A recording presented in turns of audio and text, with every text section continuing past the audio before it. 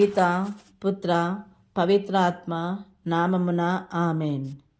దేవుని వాక్కును దివ్యజ్ఞాని వాణి ద్వారా వినుచున్న ప్రతి ఒక్కరికి యేసునామములో శుభములు.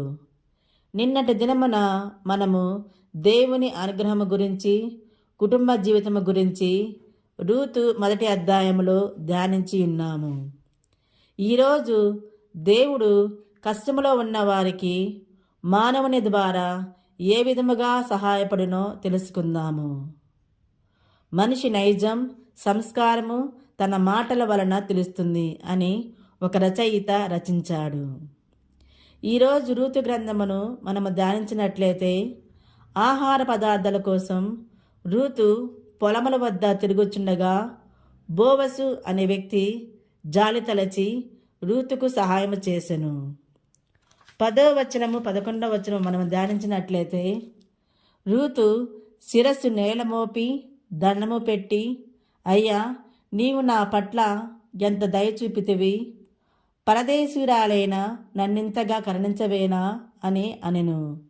బోవసు ఆమెతో, నీవు నీ మొగుడు చనిపోయిన పిదప నీ అత్తకు ఎంత ఉపకారము చేసితివో నేను వింటిని. నీ తల్లిదండ్రులను, నీ జన్మదేశమును విడనాడి ముక్కు ముఖము తెలియని ఈ కొత్త ప్రజల వద్దకు వచ్చితివి. నీ మంచితనమునకు ప్రభువు నిన్ను ఆశీర్వదించునుగాక. నీవు ఇజ్రాయేలు దేవుణ్ణి నమ్మి ఆయన శరణ జొచ్చుతివి. ఆ ప్రభువు నిన్ను దీవించునుగాక అని పలికెను. మనము దేవుని వైపు ఒక అడుగు వేస్తే దేవుడు మన వైపు 10 అడుగులు వేస్తాడు. ఇతరులకు చిన్న సహాయం చేస్తే దేవుడు మనకు జీవితాంతము సహాయం చేస్తూనే ఉంటాడు.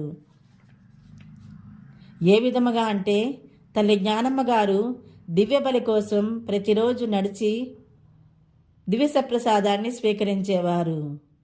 జ్ఞానమ్మ గారి నడకను ఆశీర్వదించి వారికి సహాయముగా ఫాదర్ ఆరోగ్యనాథుని ప్రభువు దయచేశాడు. వారి అడుగులకును ఆశీర్వదించి ఎంతోమంది కన్యలకు నివాస స్థానాన్ని చేశాడు. ఇంకను తల్లి జ్ఞానమ్మ గారు ఎల్లప్పుడూ తనకు దగ్గరగా ఉండే విధముగా ఆమెను దైవ సేవిక అనే నామమును వెల్లడి చేశాడు. ఈ విధముగా మనము కూడా తల్లి జ్ఞానమ్మ వలె ఇతరులకు సహాయం చేద్దాము, మంచి మనసును దయచేయమని ప్రార్థిద్దాము. రూతు వలెను బోవసు వలను ఇతరులకు సహాయం చేసే గుణమును దయచేయమని ప్రార్థిద్దాము. దేవుని వాక్కును ఆలకించి పాటించువారు ధన్యులు. ఆమెన్. అందరూ నన్ను విడచినా నీవు నన్ను విడవనంటివే, అందరూ నన్ను విడచినా నీవు నన్ను విడవనంటివే, నా తల్లియు నీవే, నా తండ్రియు నీవే, నా తల్లి తండ్రి నీవే యేసయ్యా, నా తల్లియు నీవే, నా తండ్రియు నీవే, నా తల్లి తండ్రి నీవే యేసయ్యా. అందరూ నన్ను విడచినా నీవు నన్ను విడవనంటివే.